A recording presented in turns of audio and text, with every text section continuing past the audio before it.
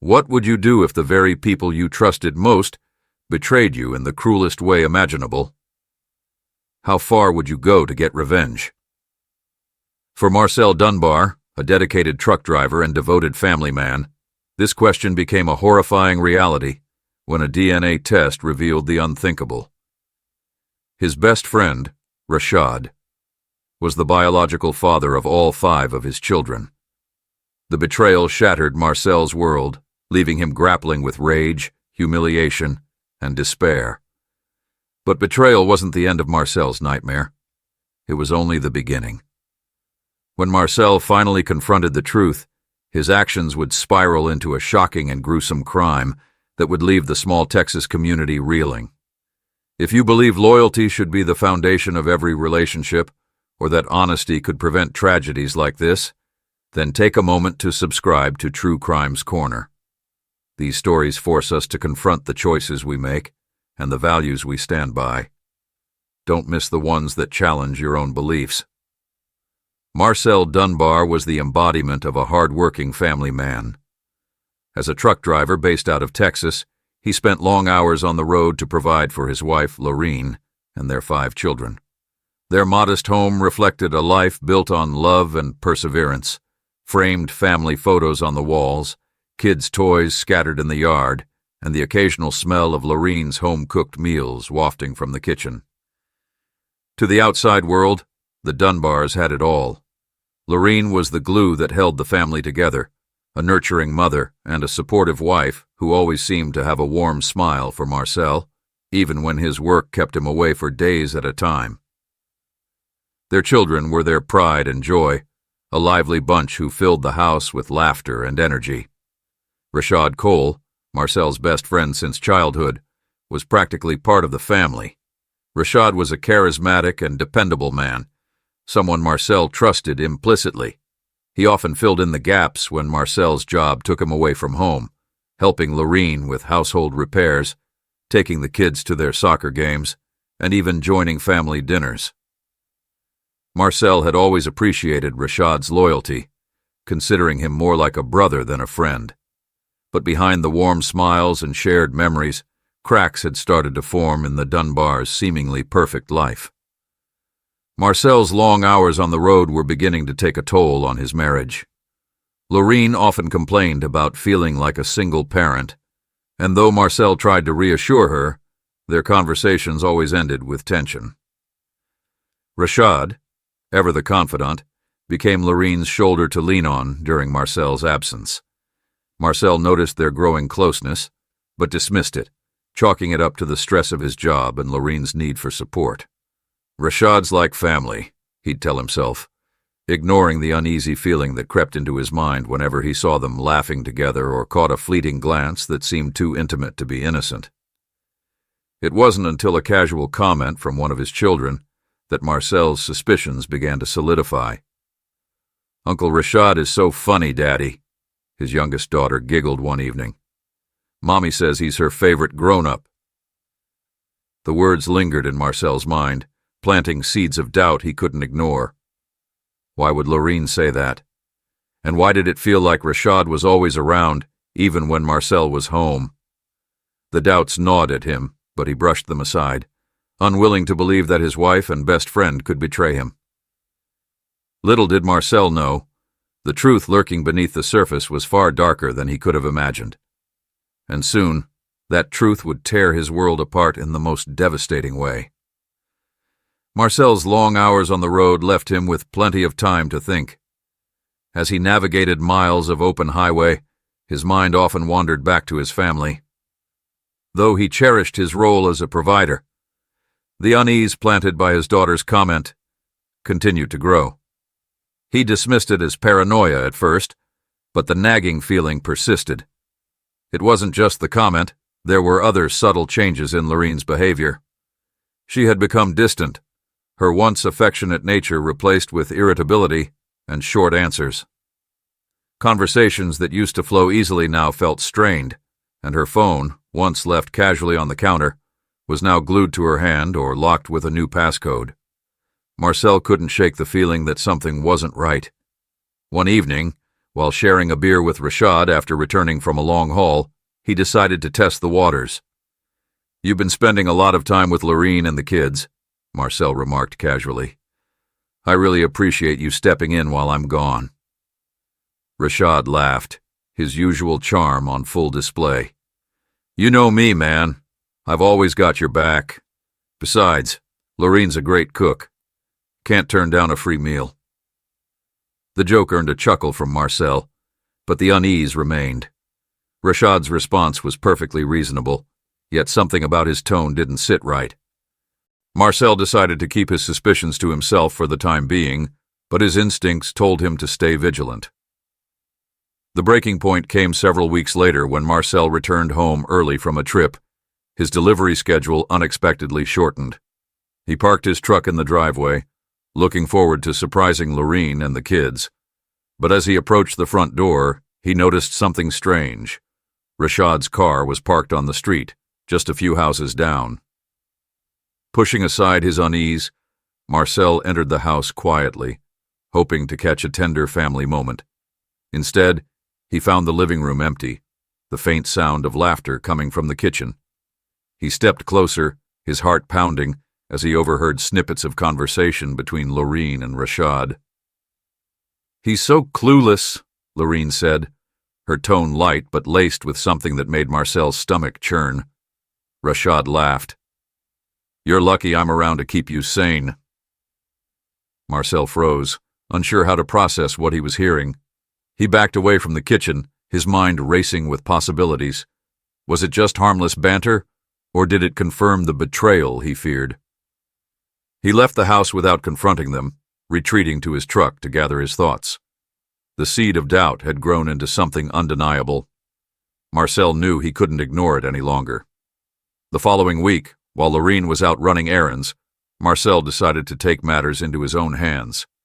He ordered a DNA test kit online, his mind heavy with guilt and dread. If he was wrong, he'd never forgive himself for doubting his wife. But if he was right... The results arrived 2 weeks later, and with them, the shattering confirmation of his worst nightmare. The test showed that none of his 5 children shared his DNA. Every one of them, his pride, his joy, was biologically linked to Rashad. Marcel sat at the kitchen table, the papers spread out before him like a cruel joke. The reality hit him in waves, each more painful than the last. His best friend, the man he had trusted like a brother, had been sleeping with his wife for years. And his children, the children he had raised, loved, and sacrificed for, weren't his. A single thought consumed him as he stared at the damning results. Betrayal of this magnitude couldn't go unanswered. Marcel's world had crumbled, but he kept the devastation hidden beneath a carefully constructed mask. He returned home that evening, greeting Lorene and the kids with his usual warmth. If she noticed the tension in his smile or the slight tremor in his hands, she didn't say anything. Marcel knew he couldn't afford to let his emotions slip. Not yet. He began observing Lorene and Rashad with renewed clarity, piecing together moments he had previously dismissed as innocent. He noticed the way Lorene's tone softened when she spoke about Rashad, or how she seemed to brighten at the mention of his name. Rashad's frequent visits now felt like a calculated intrusion, rather than an act of friendship. Marcel didn't confront them immediately. Instead, he devised a plan. He started spending more time at home, taking shorter hauls and rearranging his schedule to be present. He framed it as wanting to reconnect with his family, and Lorene seemed relieved. "It's good to have you around more," she said one evening. Marcel forced a smile, the bitterness in his chest making it almost unbearable to respond. As the weeks passed, Marcel's presence disrupted the rhythm Lorene and Rashad had grown accustomed to. Rashad's visits became less frequent and Lorene seemed more cautious, her usual confidence replaced with unease. Marcel pretended not to notice, keeping his questions casual and his demeanor calm. One evening, while Lorene was in the shower, Marcel seized an opportunity to search her phone. He knew it was an invasion of privacy, but the DNA results had stripped him of the trust he once had. Scrolling through her messages, his suspicions were confirmed. Conversations with Rashad revealed a relationship far deeper than he had imagined. They spoke of love, of plans for a future without Marcel, and even joked about how oblivious he was. One message stood out, chilling in its brazenness. "He'll never see it coming. We just need to be patient." Marcel's grip tightened around the phone as a cold fury settled over him. He put the device back where he found it and left the room, his mind racing.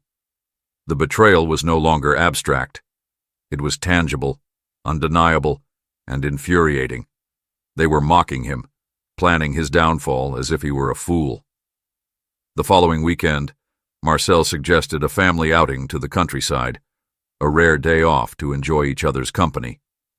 Lorene seemed hesitant but agreed, her suspicions momentarily assuaged by his newfound attentiveness. Marcel was careful to make the day seem genuine, laughing with the kids and engaging Lorene in conversation as they drove to a quiet picnic spot near a lake. Rashad, unaware of Marcel's growing rage, had no idea what was coming. Marcel invited him to join them. The picnic seemed idyllic on the surface. The kids played near the water. Lorene and Marcel prepared sandwiches, and Rashad joked about his poor fishing skills. But Marcel's mind was elsewhere, rehearsing the steps he would take when the moment was right. He had planned every detail, ensuring there would be no witnesses, no interruptions. As the sun began to set, Marcel suggested they pack up and head home. He offered to drive Rashad back to his place, insisting it was on the way. Lorene stayed behind with the kids, cleaning up the last of the picnic while Marcel and Rashad walked to the truck. The drive started in silence, the air between them heavy with unspoken tension. Rashad, sensing something was off, tried to lighten the mood with small talk. Marcel didn't respond. Instead, he kept his eyes fixed on the road, his hands gripping the steering wheel tightly. "Marcel, is everything okay?" Rashad finally asked, his voice tinged with uncertainty. Marcel's response was cold and measured. "No, Rashad. Everything is not okay."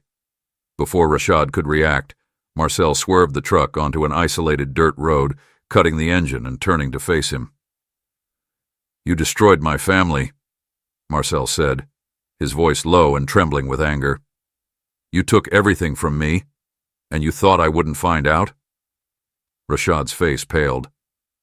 "Marcel, I can explain." But Marcel wasn't interested in explanations. The rage that had been simmering for weeks erupted in a moment of violent clarity.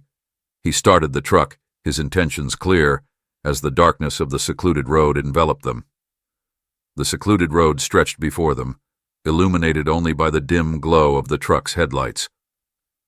Marcel's breathing was heavy, his knuckles white as he gripped the steering wheel. Rashad, sensing the danger he was in, began to plead. "Marcel, please, you have to believe me. It wasn't what you think," Rashad stammered, his voice trembling. But Marcel had already made up his mind. His world had been torn apart, and the only way he saw to reclaim his dignity was through vengeance. Marcel didn't answer. Instead, he revved the engine, the sound echoing ominously through the still night. Rashad reached for the door handle, desperate to escape, but Marcel locked the doors with a click.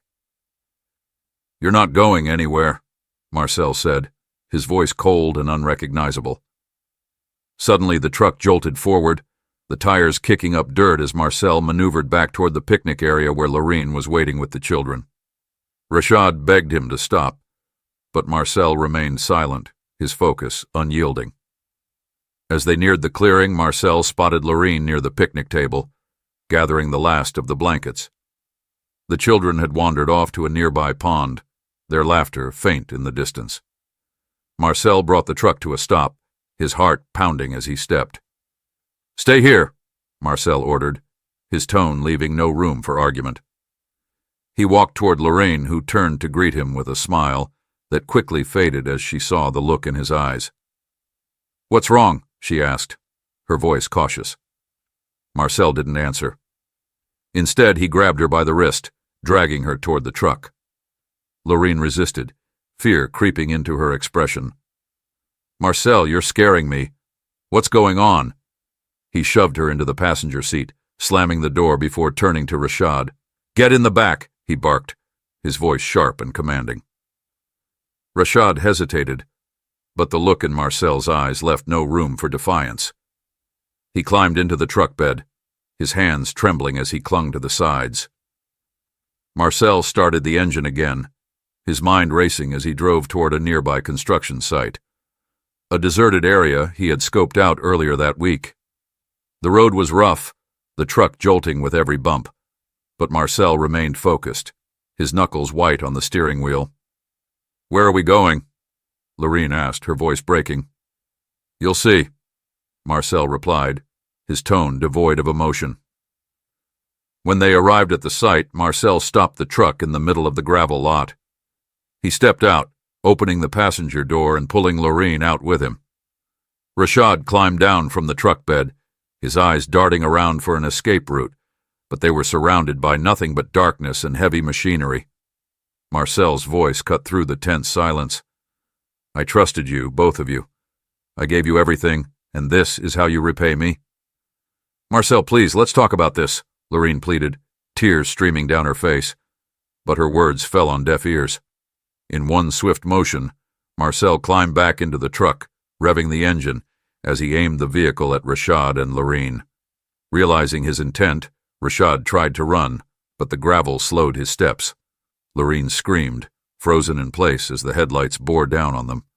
The truck roared forward, its massive frame bearing down on the two figures. The impact was sickening, the sound of metal meeting flesh echoing in the empty lot. Marcel didn't stop, the truck dragging their bodies before coming to a halt. The aftermath was a gruesome scene. Blood pooled beneath the crushed bodies, the once vibrant figures now lifeless under the weight of the truck. Marcel stepped out, his chest heaving as he surveyed the carnage. For a moment, the only sound was the distant hum of machinery in Marcel's ragged breaths. He stared at the bodies, his mind numb with the gravity of what he had done. But there was no turning back now. In his eyes, justice had been served. Marcel drove away from the construction site, his hands trembling on the steering wheel. The weight of what he had done bore down on him, but a twisted sense of justification flickered in the back of his mind. In his eyes, Rashad and Lorene had paid the ultimate price for their betrayal. Now, he needed to cover his tracks. He arrived home in the early hours of the morning, parking his truck in the garage and meticulously cleaning it to remove any traces of blood or evidence. He scrubbed the tires, wiped down the seats, and disposed of his blood-stained clothes in a secluded dumpster miles away. By the time the sun rose, Marcel had constructed an alibi, hoping to deflect suspicion when questions inevitably arose. The next day, when Lorene didn't return home, concerned neighbors started asking questions. Marcel feigned worry, explaining that she had gone out with Rashad the night before and hadn't come back. "I thought they'd stop by here," he told one neighbor, shaking his head. "Maybe they got a flat tire or something." When Rashad's family reported him missing later that day, the local police were alerted. Detective Marlon Hayes, a seasoned investigator known for his sharp instincts, was assigned to the case. He arrived at Marcel's home to ask routine questions, finding a man who appeared genuinely distraught. "She told me she was going out with Rashad to discuss some family matters," Marcel explained, his voice steady, despite the tension simmering beneath. "I haven't heard from either of them since." Hayes noted Marcel's calm demeanor, but didn't press further for the moment. Instead, he began piecing together the timeline of events, speaking with neighbors, friends, and family members. Witnesses placed Rashad's car at the construction site that evening, sparking the first lead in what would become a chilling investigation. A search of the area uncovered the horrifying scene Marcel had left behind. Blood-soaked gravel and traces of tire marks painted a grim picture, but with no bodies in sight. The case remained shrouded in mystery. Hayes, however, wasn't deterred. He ordered a forensic sweep of the site, hoping to uncover clues that could point to the perpetrator. Meanwhile, Marcel's carefully constructed alibi began to crumble. Detectives uncovered security footage from a nearby gas station showing Marcel's truck heading toward the construction site that night. The footage didn't place him at the scene directly, but it raised questions about his movements. As Hayes delved deeper, he discovered cracks in Marcel's story. The mounting evidence led Hayes back to Marcel, whose calm facade began to falter under the weight of scrutiny. The detective's sharp questioning chipped away at his defenses, revealing inconsistencies in his alibi.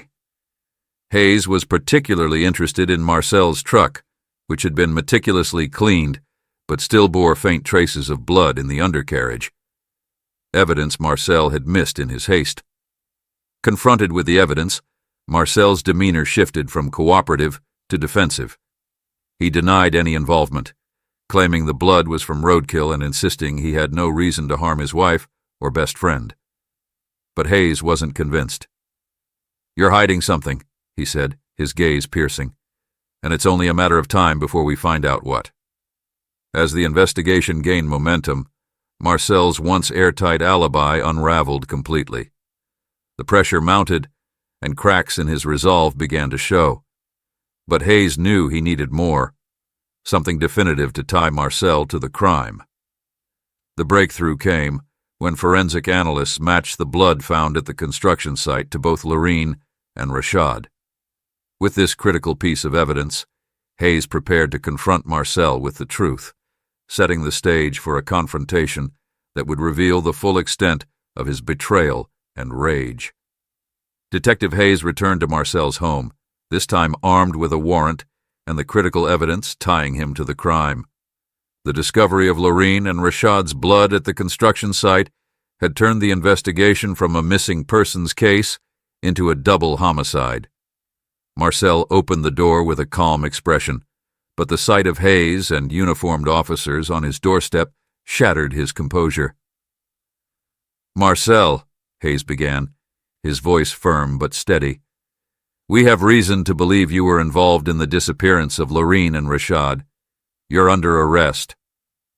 Marcel's eyes widened, but he didn't resist as officers cuffed his hands behind his back. "You're making a mistake," he protested, his voice shaking. "I didn't do anything to them." "You can explain that at the station," Hayes replied, his tone leaving no room for argument. At the precinct, Marcel was placed in an interrogation room, his mind racing as he tried to piece together how things had unraveled so quickly. Hayes entered, accompanied by a second detective, and set a folder on the table.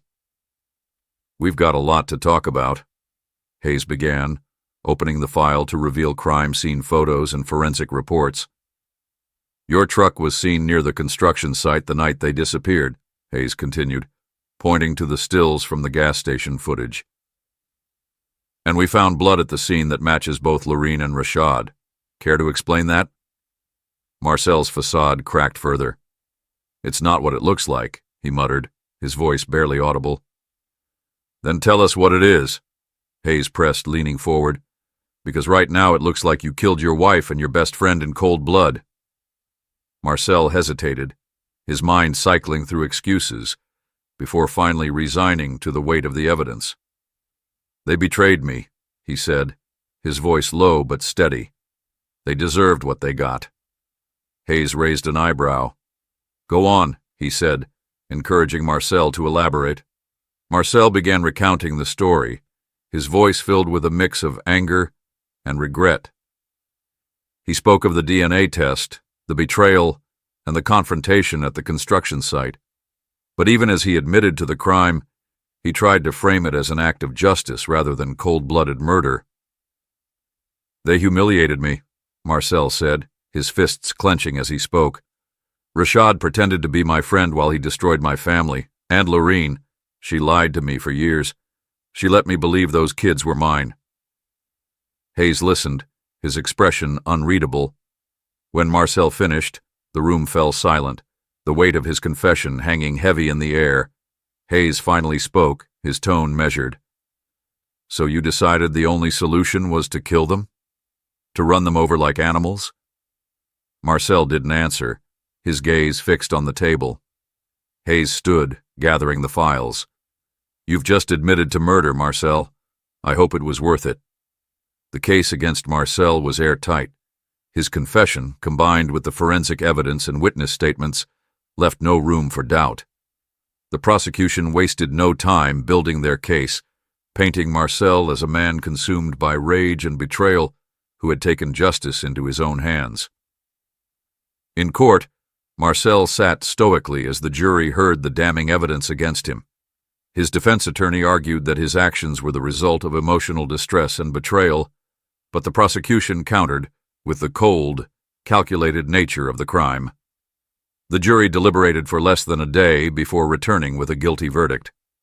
Marcel was sentenced to life in prison without the possibility of parole. His once promising life reduced to a cautionary tale of how betrayal and vengeance can destroy everything. As he was led from the courtroom, Marcel's gaze was distant, his mind replaying the events that had brought him to this point. He had sought justice, but in the end, he had only found destruction. The fallout from the brutal double murder sent shockwaves through the community, leaving friends, family, and neighbors reeling.